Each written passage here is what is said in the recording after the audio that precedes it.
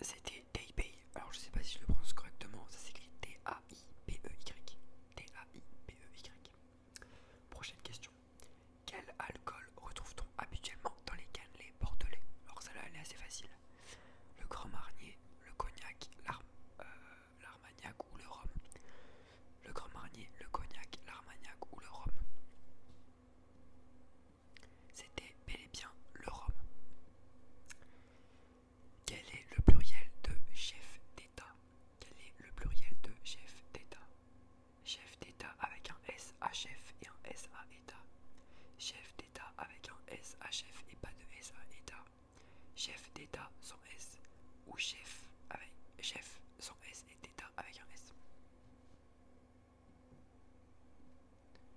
C'est chef d'État avec un S à chef et pas de S à État.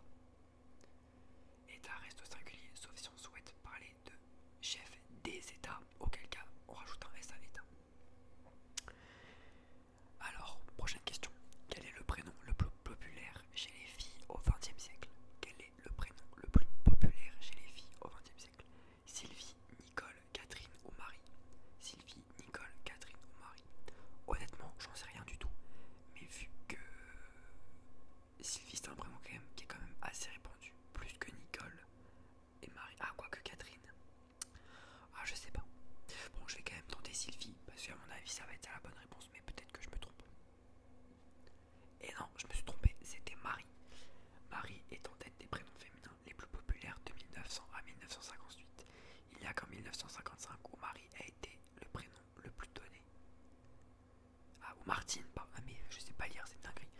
Il n'y a qu'en 1955 où Martine, et non pas Marie, a été le prénom le plus donné. Au total en France, plus de 2,1 millions de petites filles ont été nommées Marie entre 1900 et 2000. Donc en gros, à part en 1955, Marie ça a été le prénom numéro 1 et en 1955 c'était Martine. Question suivante. Lequel de ces événements peut se dérouler en France en automne? Les Saints de glace, l'été de la Saint-Martin, la fête des voisins ou les feux de la Saint-Jean. Les Saints de glace, l'été de la Saint-Martin, les fêtes des voisins ou les feux de la Saint-Jean. Alors désolé, je pense que vous avez compris, mais désolé si je regarde un peu à gauche, c'est tout simplement parce qu'il y a l'ordinateur avec toutes les questions. Du coup c'est pour ça que je regarde à gauche. Donc moi j'en sais rien du tout, je vais mettre la fête des voisins, mais honnêtement j'en sais rien. C'était l'été de la Saint-Martin. L'été de la Saint-Martin est l'autre nom pour désigner l'été indien qui se déroule en automne lorsque le temps est ensoleillé, juste après les premières gelées d'automne. Les Saints de glace se produisent au printemps. En France, la fête des voisins se déroule entre mai et juin. La Saint-Jean est célébrée le 24 juin. Du coup, la bonne réponse, c'était l'été de la Saint-Martin.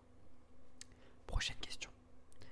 Dans les années 2000, à quoi Jean-Luc Reichmann nous demandait-il de faire attention dans un célèbre jeu télé? Donc là, faut avoir la ref. Personnellement, je l'ai pas, donc on va y aller au talent. Attention à la question coquine.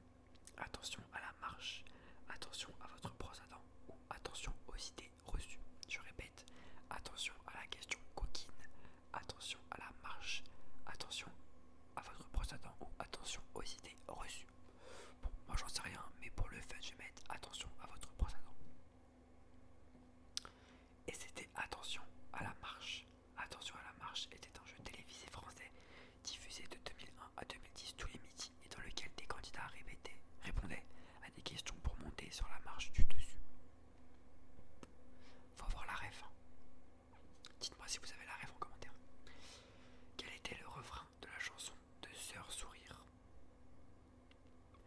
Ludovic Vic, Ludovic Vic Vic, Jésus-Christ cri cri, Dominique Nick Nick, Caroline Lin Lin. Ok, je crois que j'ai capté.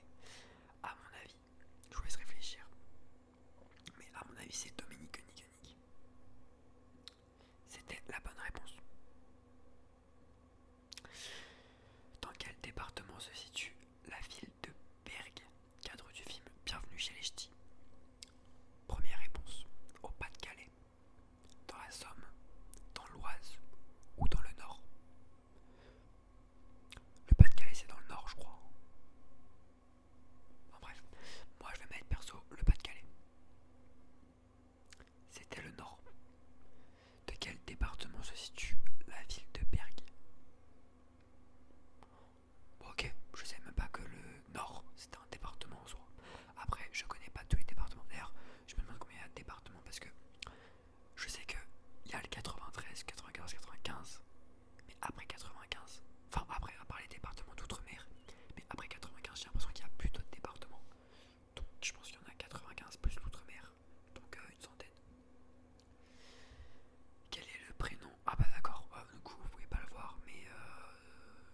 je vous l'affiche ici, soit je vais avoir la flemme. Vous savez quoi, on va répondre tout simplement. Il y a une photo de Justin Bieber et on me demande quel est le nom de la personnalité sur cette photo. Du coup, c'est Justin Bieber. C'était la bonne réponse. Prochaine question. Quelle est la plus grosse ville des États-Unis en termes d'habitants? Quelle est la plus grosse ville des États-Unis en termes d'habitants? Los Angeles, Chicago, Washington ou New York? Los Angeles, Chicago, Washington ou New York? Alors, je pense pas que ce soit Chicago. Washington, c'est la capitale, mais je pense pas que ce soit là où il y a le plus de monde. Je pense que ça se joue entre New York et Los Angeles. Et pour avoir déjà été aux deux, je pense que ça va être Los Angeles parce que New York en soi, il y a beaucoup de monde, mais c'est moins étendu que Los Angeles. Los Angeles, c'est vraiment énorme et vous pouvez faire genre 3 heures de voiture juste pour aller d'un point A à Los Angeles à un point B et 3 heures d'autoroute. Enfin, peut-être pas d'autoroute, mais de départementale. Alors qu'à Paris, par exemple, bon, à part quand il y a les bouchons, etc., mais en soi, on est tous dans des bouchons. Mais bref, la nuit à 2h du matin, si vous voulez faire le tour du périph', je pense qu'en 1 heure, vous pouvez avoir fait tout le tour de Paris. Là, c'est pas possible, donc je vais mettre Los Angeles. On va voir si j'ai bon. C'était New York, ok. Bon. New York compte 8,8 millions d'habitants devant Los Angeles et c'est 3,8 millions d'habitants. Donc il y a quand même plus du double d'habitants à New York qu'à Los Angeles. Et Chicago, il y a 2,6 millions d'habitants. Avant de devenir Paris, quel nom portait la capitale actuelle de la France au temps de l'occupation romaine? Lutèce, Massilia, Lugdunum ou Nanchos? Alors là, honnêtement, je n'en sais rien. Je vais mettre au pif, je vais mettre Lutèce, mais c'est la bonne réponse. Lutèce est une forme francisée du nom donné par les Romains, Lutetia Parisiorum. Désolé si parfois je me trompe dans la lecture ou si je me rapproche. C'est parce que c'est vraiment écrit en tout petit. Les explications. Plus tard, vers l'an 300, Lutèce devient Paris, abréviation de Civitas Parisorium. Le nom vient du nom, le nom vient du nom du peuple gaulois qui occupait le site, les Parisis. Quel est le nom donné à ce type de saladier de cuisine en acier inoxydable? Donc en gros vous imaginez un saladier en acier inoxydable. Voilà. Alors, un cul de vache, un cul de chatte, un cul de pie ou un cul de poule? Alors un cul de poule c'est en voiture donc c'est pas ça. Peut-être un cul de vache parce que le lait c'est en rapport avec la cuisine. J'en sais rien mais je tente. C'était un cul de poule. Ah, mais je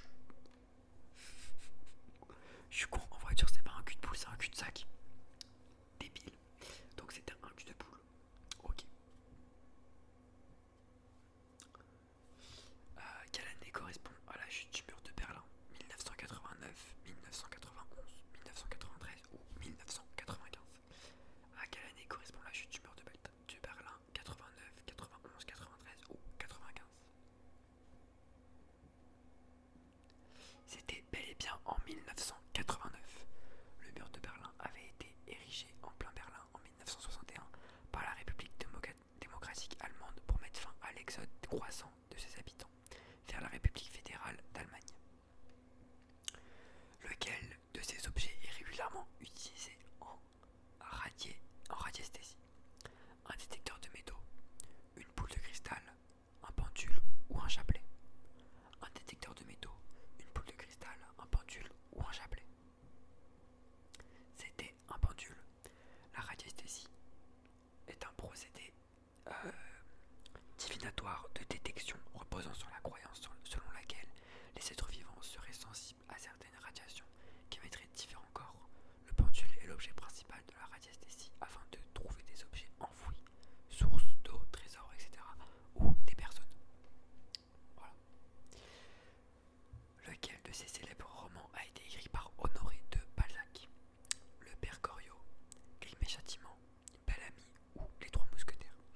Bon, là normalement, si vous avez eu votre bac de français, vous êtes censé avoir la bonne réponse. C'était évidemment le Père Goriot. Quelle est la définition d'un alphabet monocaméral? Un alphabet sans accent, un alphabet fictif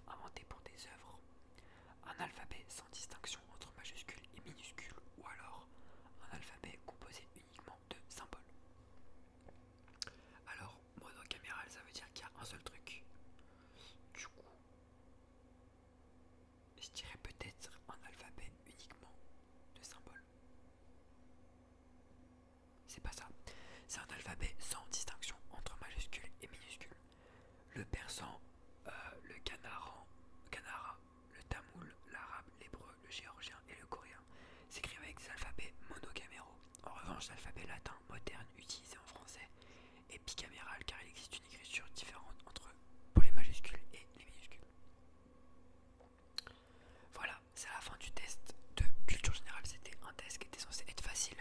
Maintenant, moi personnellement, je trouve qu'il n'était pas hyper facile. Alors, il y avait des questions pas très compliquées, mais il y en avait certaines, genre surtout, en fait, il y en a certaines où il faut avoir des rêves, genre la rêve de l'escalier là.